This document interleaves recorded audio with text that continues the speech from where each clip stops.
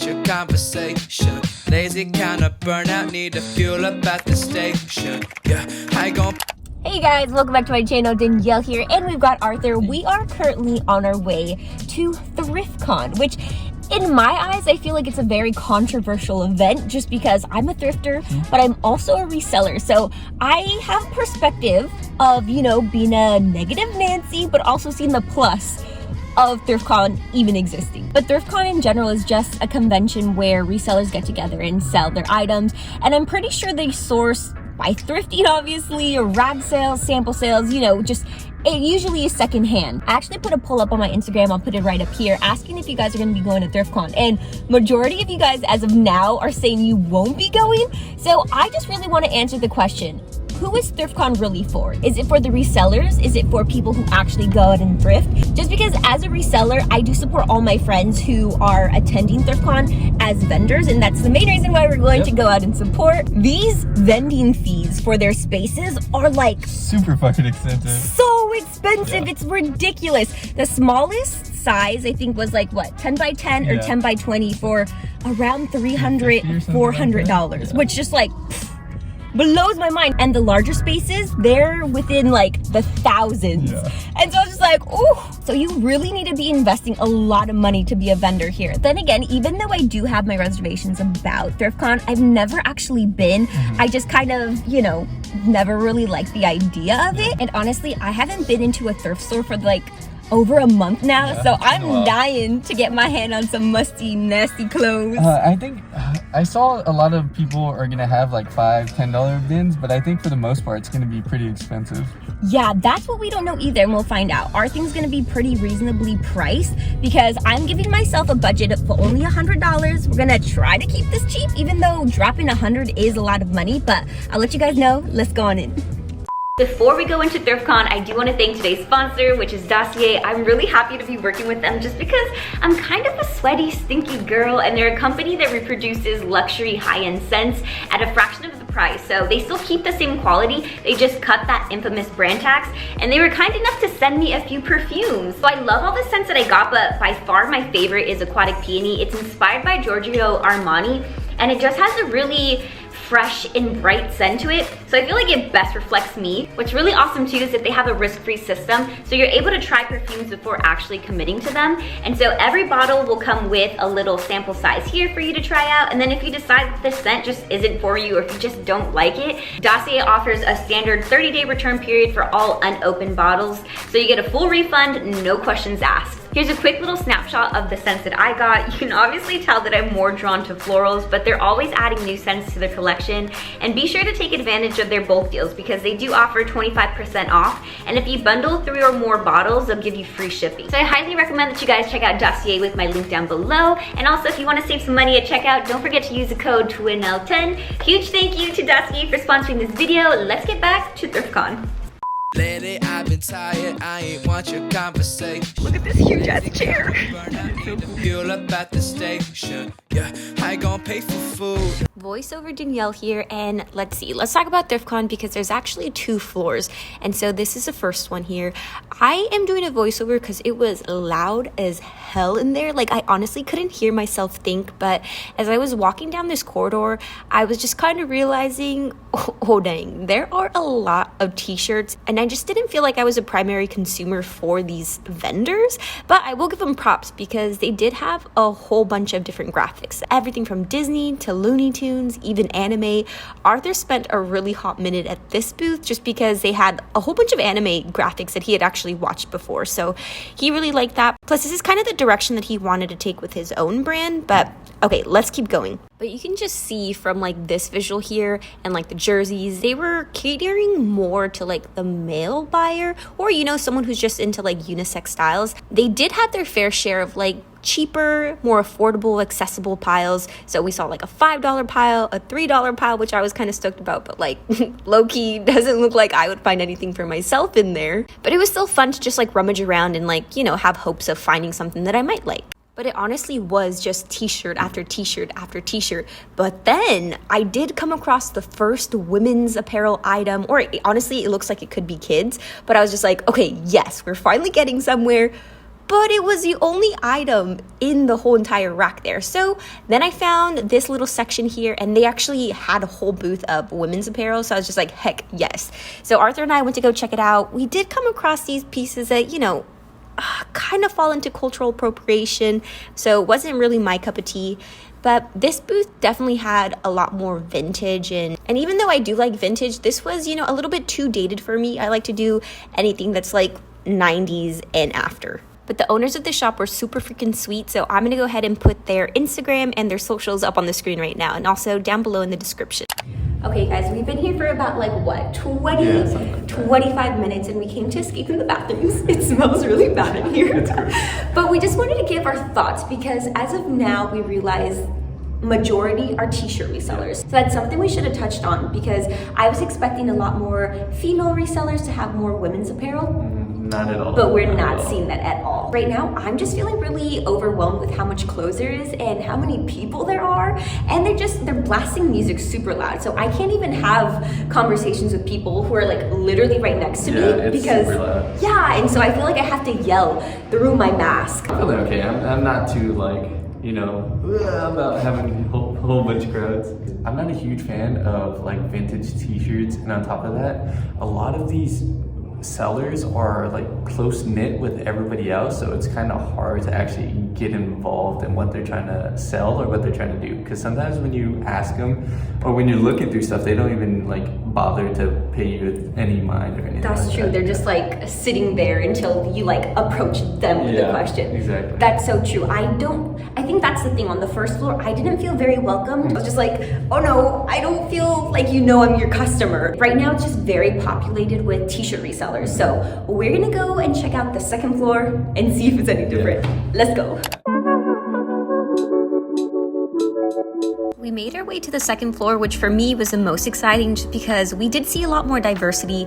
And by that, I mean more female resellers, more women's apparel, just, you know, getting outside of just the plain old t-shirts that we saw on the first floor. But it was refreshing to see new items. So we came across some home decor here.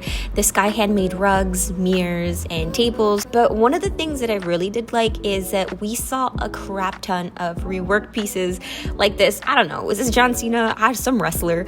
I don't know. I just thought it was really funky and cool, although it was very expensive. I feel like the rework pieces, although were pretty steep and not within my budget, I feel like are pretty justifiable, because someone's literally putting their blood, sweat, and tears, not literally, but you know, they're putting in their skill and talent and time into a certain piece, so it makes sense. But if you did like any of the rework pieces I showed, he's the owner, he's super awesome and nice, so there's his info up on the screen. Other pieces like this dress here, yes, it's super cute, yes, it's super funky and unique, but come on, that price tag of $500? I don't understand. And maybe it's one of those pieces where you're not necessarily paying for the garment but more for the brand, but I just couldn't justify it.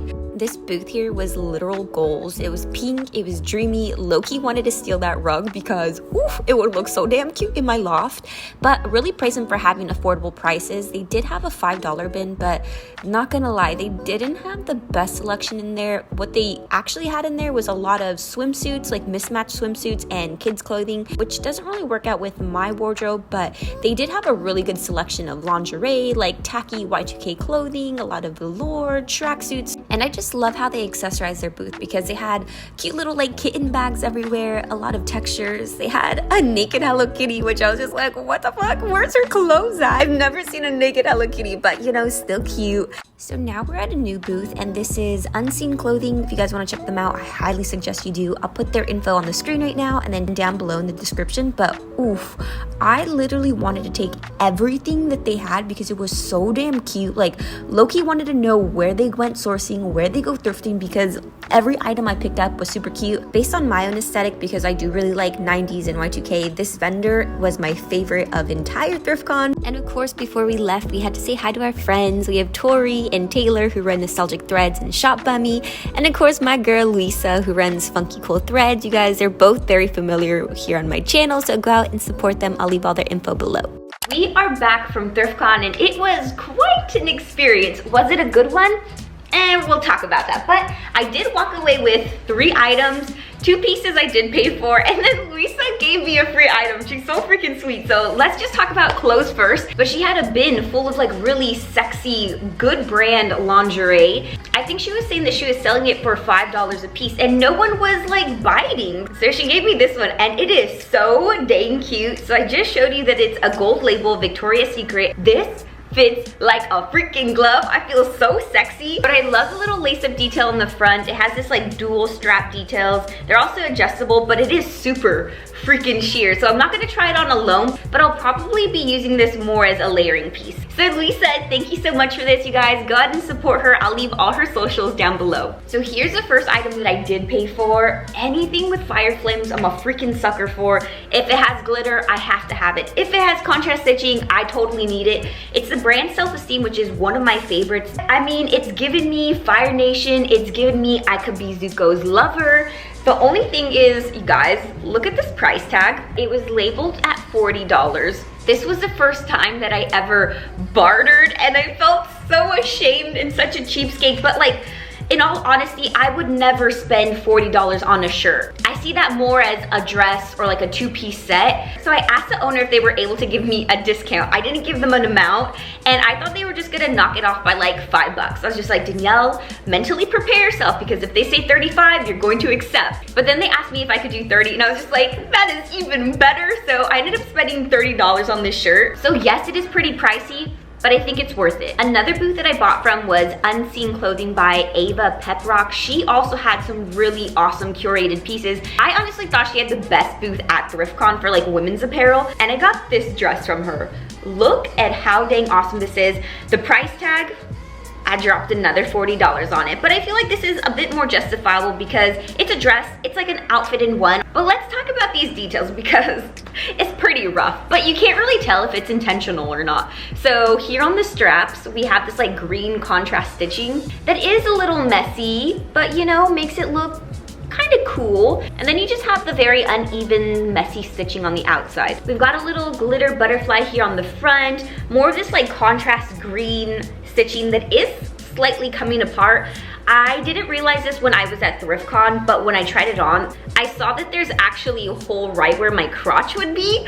But I mean, it's not too bad. I am a little frustrated with myself that I didn't see it earlier because I did spend $40, and $40 is not cheap, but it is something that I could easily fix myself. And then we also have some red text here, which I haven't Googled and maybe I should, but it says, Edinburgh town shall see me, Robbie Burns. Like, should I know who Robbie Burns is? Because I don't. I just like how there's so much going on and it doesn't necessarily make sense, but it's pretty cool. In total, I spent $80 on my items, $12 for admission, so a grand total of $92 to experience Thriftcon, which isn't necessarily thrift prices like you would assume with the branding of Thriftcon, but I do want to just jump to their website real quick because I wanted to get more insight about Thriftcon themselves and just get more info about their vendors and what to expect. And they pretty much answer the question, what are items priced like?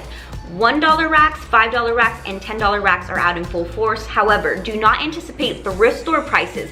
Every item at Thriftcon took hours, weeks, years to discover and curate, which I totally understand. So I don't want to down talk any of the vendors or any of the people who, you know, work behind the scenes to put Thriftcon together, because I can only imagine how much time and effort actually went into it. But I just feel like with the name Thriftcon, it is a little bit misleading because we don't have any thrift stores there. We have vendors who have curated items. So I do think there needs to be more of a rebranding to something more like Vintage Con. But how cool would it be if Thriftcon was actually a convention of thrift stores where we can help mom and pop shops in our local area and, you know, also invite corporate thrift stores like Goodwill, where we can have a true event or convention with thrift store prices. I feel like that would be freaking awesome. But also it would feel really nice knowing that if you go to an event, you can walk out with armfuls of items.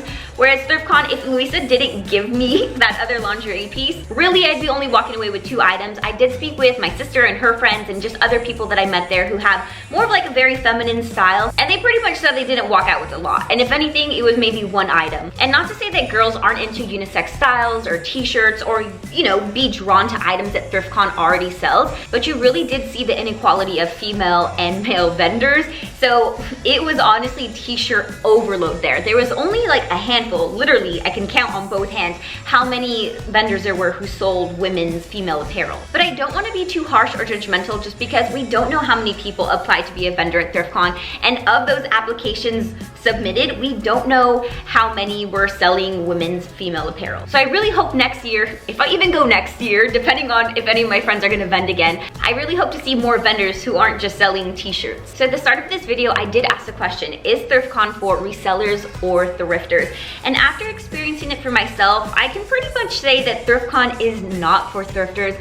As a thrifter for myself, what I look for is good reasonable prices, and I like the challenge of having to look through a lot of clothes because it makes finding that gem worthwhile. But if you did go to Thriftcon, what was your experience? Let me know down below. Also, if you found anything cute, because I'm a little nosy and I want to know. But if you haven't gone to Thriftcon, after watching this video, what are your thoughts? Would you go next year?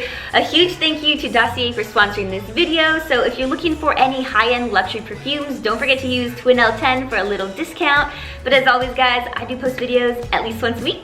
I'll see you guys in the next one. Bye!